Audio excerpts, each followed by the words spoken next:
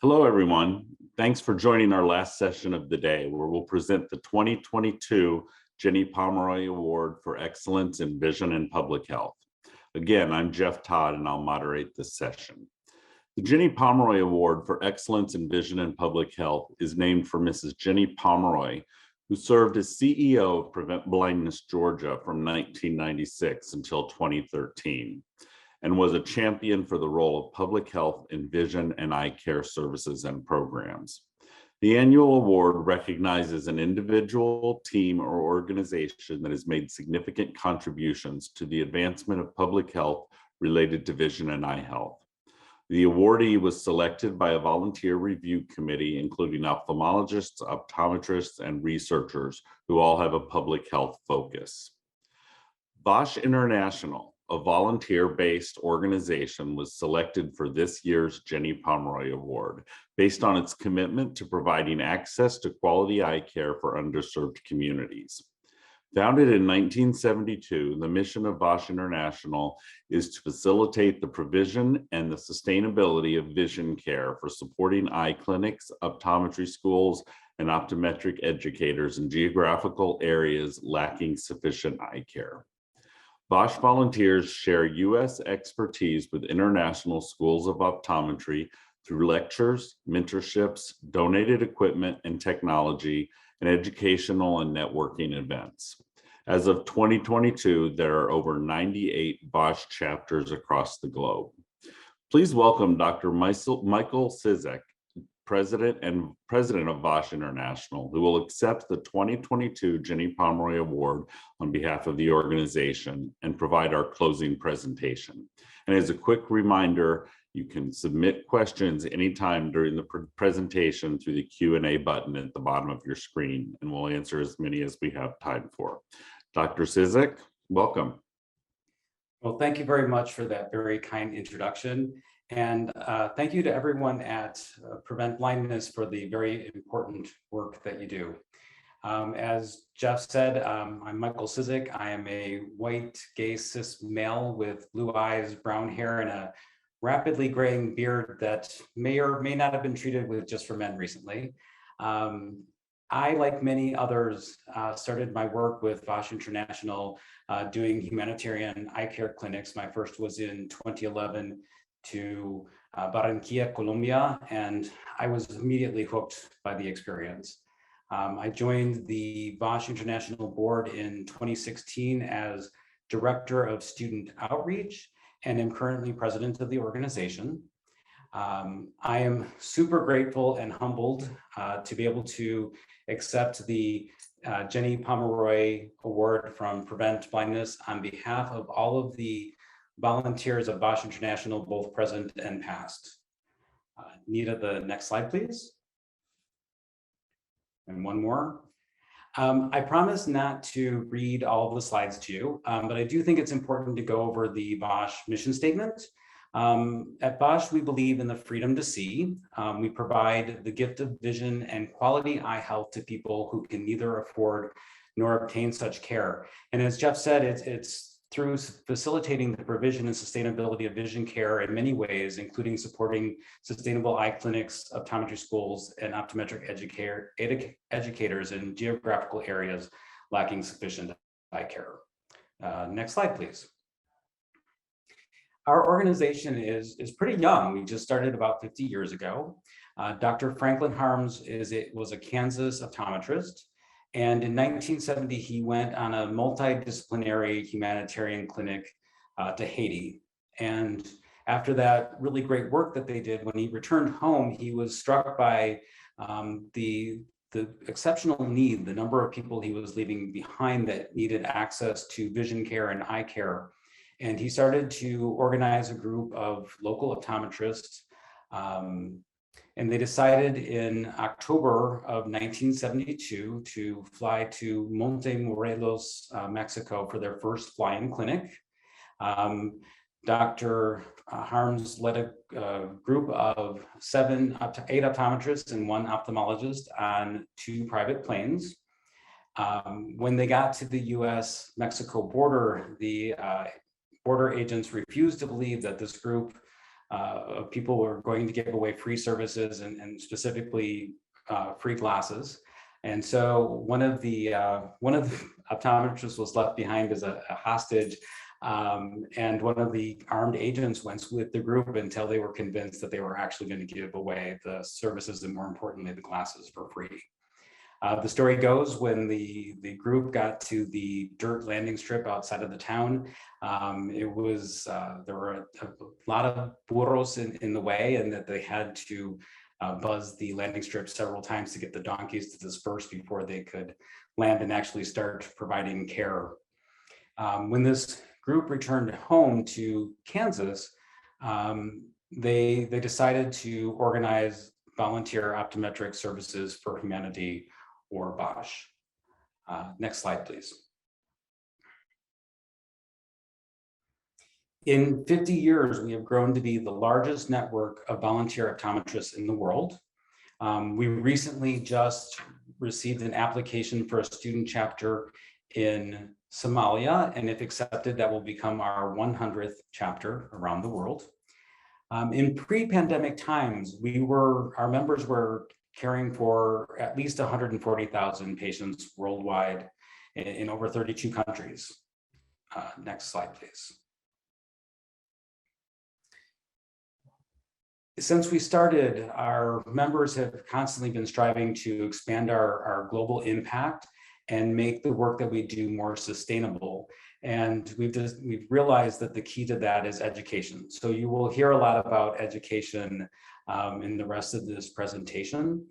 Of course, we want to educate our own members and our organization. So recently we did diversity and inclusion workshops and cultural compliance or competency presentations, which will be ongoing. We've worked very hard to educate optometrists and optometry students around the world. We want to make sure that we're educating individuals on the importance of vision and eye care, but also educating communities and governments on the importance of providing those services to their citizens. We want to make sure that children and young adults know that they can pursue a career in optometry. And over the years, Bosch has become known as the boots on the ground of the humanitarian eye care world. And so we have a lot of insight to offer our partner organizations like the World Council of Optometry and the International Association to Prevent Blindness. Next slide, please. Of course, the cornerstone of Bosch's work will always be our humanitarian eye clinics. We work very hard to provide the best possible care, but being sure to respect the individual, their language and their culture and their community. And we've begun incorporating education into these clinics as well. So we encourage our chapters, when they're going to plan a clinic, to reach out to local eye care providers, to students of optometry, medical students, to community leaders, so that we can work alongside the community and provide integrated people-centered eye care, or IPEC. By working with the community, we can make sure that the individuals are receiving the care that they need in a manner that is acceptable and approved by them. Next slide, please.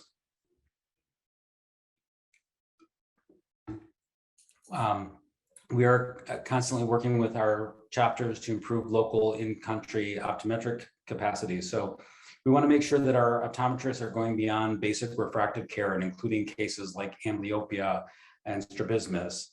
And we want to make sure that they have the clinical knowledge to treat and counsel their patients on ophthalmic conditions like cataracts and glaucoma and macular degeneration and diabetic retinopathy, and make sure that they have the skills to be able to provide services like pre-op and post-op cataract care. Next slide, please. We have student chapters in every school of optometry in Canada and the US, and in 37 schools of optometry internationally. These photos are of Dr. Dan Twelker, the immediate past president of Bosch International, when he went to the School of Optometry in Haiti last year. He did some lectures and some workshops, and Bosch donated some equipment, some diagnostic equipment to the students so that they had something to practice their clinical skills with. And this story really shows how Bosch has evolved over time. The relationship between Haiti and Bosch goes back at least to the 1980s. Bosch, Pennsylvania started conducting clinics there, and year after year returning, and over time developing sustainable clinics and relationships with local eye care providers, including Dr. Cadet, an ophthalmologist who until very, very recently was the dean of the medical school there. And over time, they were able to convince Dr. Cadet and others about the importance of having optometric services in Haiti. And Bosch International, in conjunction with several other organizations, was able to support the first ever optometry school in Haiti on the campus of the medical school. This school will be graduating its first class of optometrists next year. Next slide, please. In many countries around the world, optometry is not a recognized profession, which kind of boggles my mind a little bit. My alma mater, the Illinois College of Optometry, is celebrating 150-year anniversary this year.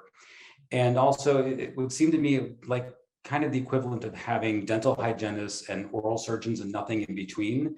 So we work very hard to support the establishment and recognition of the profession. One example of that is Dr. Twelker and I will be going to the 4th Pan American Optometric Congress in Lima, Peru in September, hopefully meeting with the Secretary of Health and the Secretary of Education to explain to them the importance of optometric services to the care of their citizens, and getting them to finally recognize and regulate the profession of optometry. And in many countries where optometry is practiced, they're not practicing necessarily at the highest level. And so we're also working with our members to make sure that they're constantly improving the level of education and their clinical skills, so we can get even better care to their patients. I was very honored to represent Bosch at the 14th Mexican Optometric Congress in Torreon in March. There were many Bosch volunteers there providing lectures and workshops and helping to support the ongoing recognition of the profession and what it can do, and making sure that we're continually working to elevate the level of education. Next slide, please. We have many teaching opportunities available. One such opportunity is our South-South Exchange, which is a pilot program this year. And we are partnering more advanced optometry programs in Latin America with newer programs, being able to take care of the shared culture and language. It's easier to send an optometrist or instructor from Colombia to El Salvador than say to send somebody from the US. And it's also more cost effective.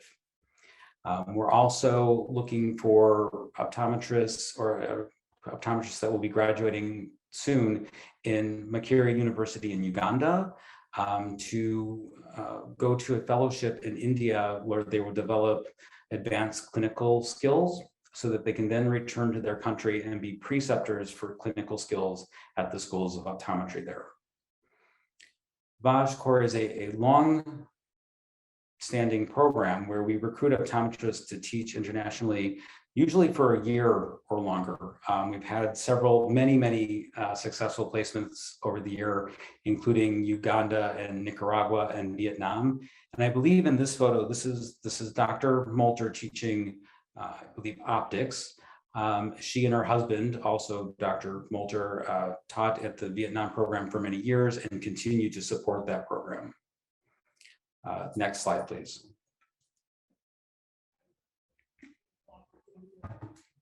Not everybody can devote an entire year towards teaching. So our ambassadors program looks to find people that are willing to teach for maybe a week or two. So it's a much short-term program. This program provides money to defray the cost of the lecturer traveling, but also to provide much needed supplies and equipment for the students at the schools where they'll be working. One of the benefits of going virtually during the pandemic is that it's much more cost effective to do these lectures via Zoom, and so we can then send more money towards equipment and supplies. For example, I worked with the optometry students in El Salvador on hybrid contact lenses, how best to use those, when most appropriately to use those lenses, and some pearls and tips on how to fit them the best. And at the upcoming Pan American Optometry Conference in Peru, Dr. Dan Twelker will be doing several lectures on pediatric eye care. Next slide, please. Our mentorship program fosters relationship between our chapters, usually pairing a US chapter with an international chapter. So for example, Dr. Tracy Machinsky, a past president of Bosch International, led a humanitarian clinic to Peru recently. And the student chapter at the Illinois College of Optometry worked with the student chapter Héroe Hispano in Peru. And they had a grand round style collaboration each evening after the clinic so that the students could take a deeper dive into some of the interesting cases that they had, and that the students could learn with and from one another. These pictures are of a recent teaching clinic in Haiti.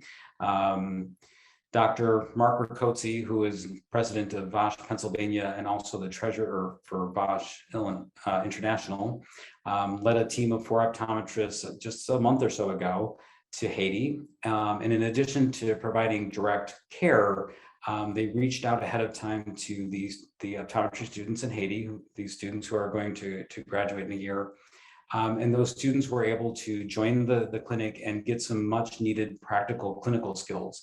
And those students became much more confident in their ability to do an exam and in their skills in working with those US doctors in that clinic. And you can see from the very bright smiles on their faces. Next slide, please. Thanks to our Education and Research Committee, we've been offering COPE accredited education at our mid-year and annual meetings. This is important because it allows our US and Canadian optometrists to maintain their licenses while getting education that's directly related to humanitarian eye care, but also allows our international doctors to prove to their communities that they're maintaining and elevating their academic knowledge and their clinical skills. We've been working to develop research capacities of our international chapters. One of the best ways of getting the word out of the importance of eye care is to get real data documented in good journals. And so we have provided grants to the chapter in the Philippines to do a project on myopia control.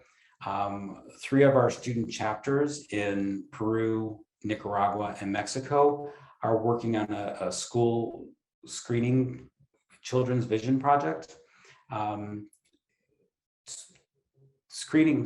Vision screenings are often kind of hit or miss because it depends very much on the abilities of the people doing the screening. So this group, in addition to providing direct care to school-aged children, is working on best practices so that the vision screenings can be done consistently and appropriately identify those children who need vision, refraction, and other ophthalmic care, and refer them to the appropriate eye care professionals.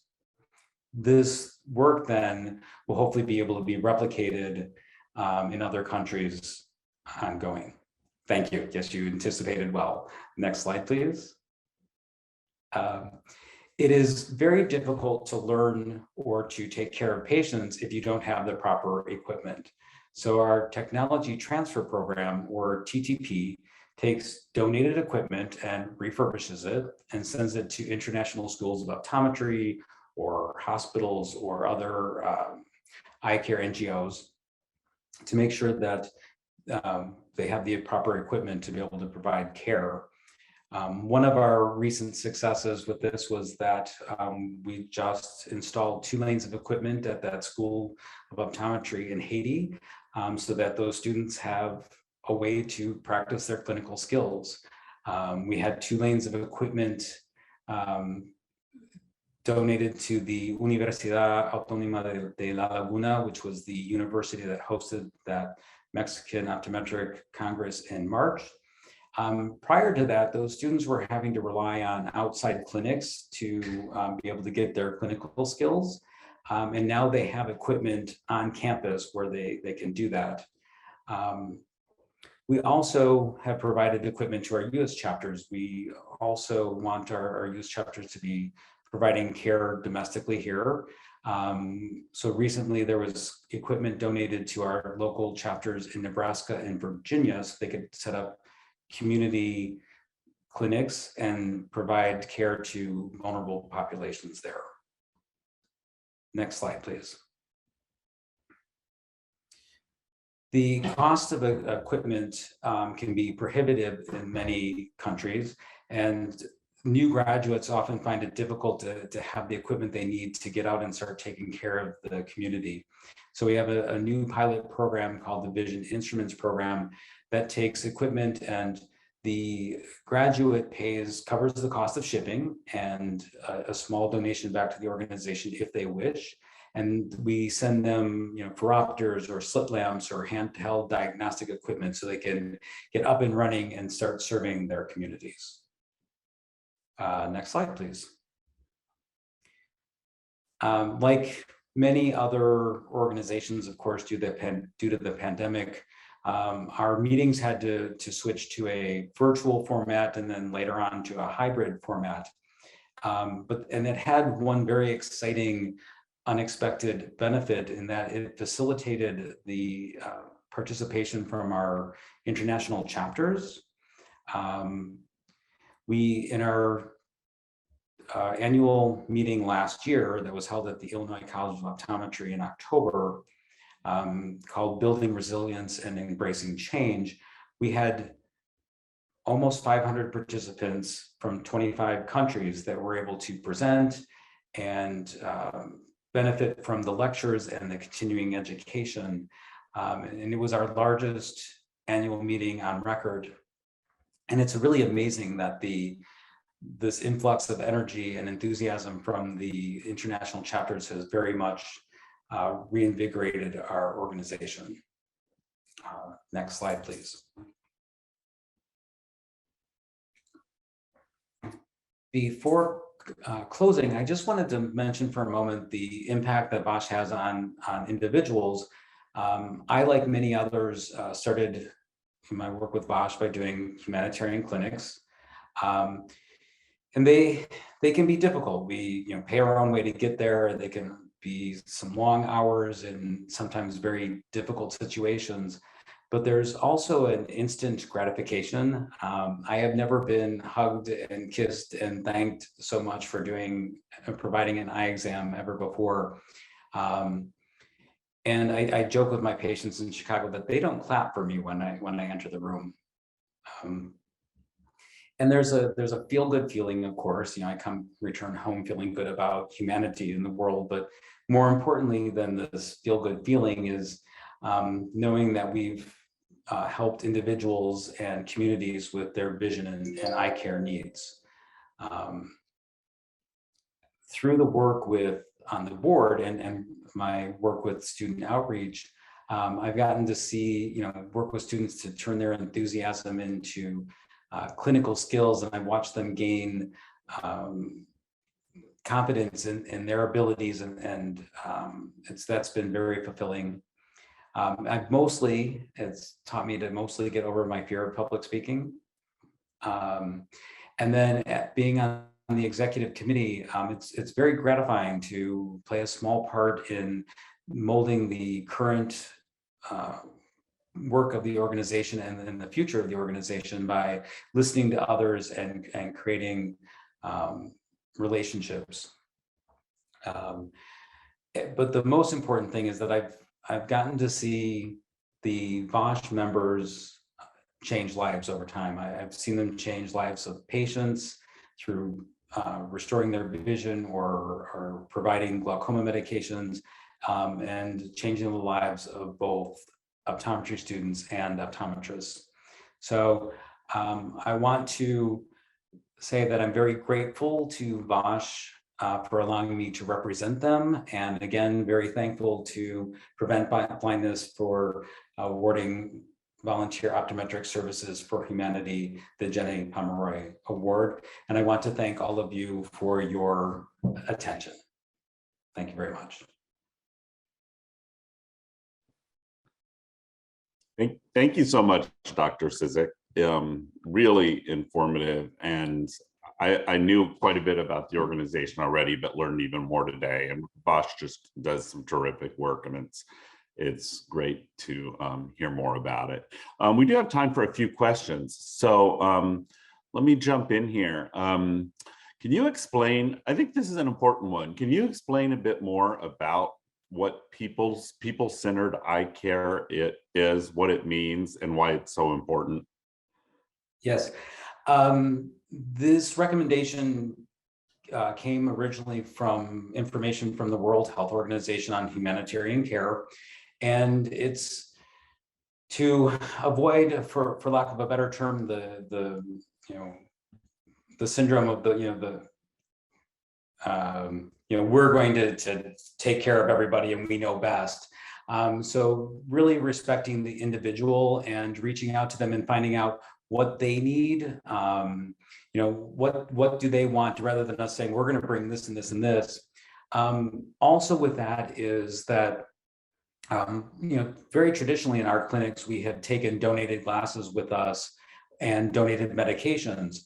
But what we want to avoid is if there's somebody in the neighborhood or the community that is trying to start an optometry clinic or an optical or a pharmacy, we don't want to come in and take all this donated equipment in and then just completely, ruin what they've been doing. So the idea is to work with the community at all levels, from individuals to governments, and make sure we're providing the care that they feel that they need, rather than us trying to decide for them what they need.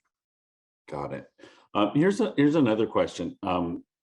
Sounds like you're in a lot of locations around the world. How do you decide which countries you provide assistance in? One of the lovely things about Bosch is that the way that our rules are set up is our chapters are independent. As long as they adhere to we are non-denominational, non-political, and we are never charged for any of our services. And as long as they stick to that, they're pretty free to do what they want. And so the chapters make relationships and decide where they're going to go. Got it. And you touched on this a bit in your presentation, but can you expand a bit more? Does Bosch work with other medical professionals, and how do you do that? Yes, we thank you for that question. That's very important. Yes, we very often do multidisciplinary clinics. We'll often work with the Rotary Club and work with physicians and nurses and other healthcare professionals. So yes, we want to do more of that. Many of our chapters have long relationships with C. So we'll go into an area and identify and do the workup for patients that need cataract surgery. And then oftentimes C will either travel with us or come in later and do the cataract surgeries. So yes, we very much love to partner with other healthcare providers and organizations. Got it. What are the World Council of Optometry's 4 levels of optometry? They basically range from level 1 of being what I would consider the equivalent of a refracting optician.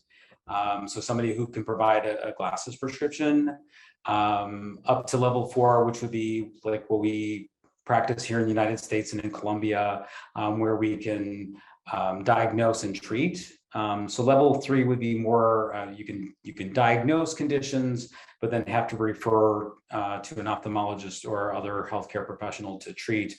And so that's kind of the difference in the levels. Got it.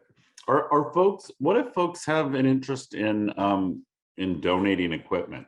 Does Bosch accept donations of equipment, and how do they go about doing that? Yes, on our website, there is a drop-down menu, and we have a WUFU, very simple form to fill out. The things that are in most demand are slit lamps and the handheld equipment and phoropters. We have lots of chairs and stands that are very difficult and heavy to ship. But yes, we're very interested in the equipment. That we have Dr. David Stacy has been taking care of the TTT program for many, many years. He and his family all work very hard with that. And they have a warehouse in Arizona where they store and refurbish the equipment. Okay. I have one final question for you, but before I ask, I'd like to remind everyone as we wrap up this session that Dr. Cizek will have a video chat room available from 4 o'clock to 4:30 Eastern time, 3 o'clock, 3:30 Central. And the link is available in the chat. So as we wrap up, what's your favorite Bosch memory? Oh, I was, just in case we had extra time at the end, I did bring this. And before I put the picture down, I would like you to look very, very closely, if you can. I know the video quality isn't great, at her hands. So this was on my first trip to Colombia, and they brought this young woman to me. Her mother had meningitis, and so she was born with anophthalmia. Her eyes never developed. But they brought her in because she was getting infections in this eye socket. So I was able to prescribe some antibiotics and anti-inflammatories. But I sat there thinking, my job usually is to help people to see, and I can't do that in this case. So I asked this young woman if she'd like a pair of sunglasses, because her eyelids were sunken in there. She didn't, have a globe behind there. And so we found this donated pair of glasses that looked really nice on her. It wasn't so dark that it looked like a blind person's glasses. And we put them on her. And I simply said to her, "Oh, you look so pretty." And she started to clap. Everybody in the room started to clap. And it just, the idea that a donated used pair of sunglasses changed how this young woman felt about herself was just amazing. That's a terrific story. Well, thanks again for your time today. We really appreciate it and hope to stay in touch.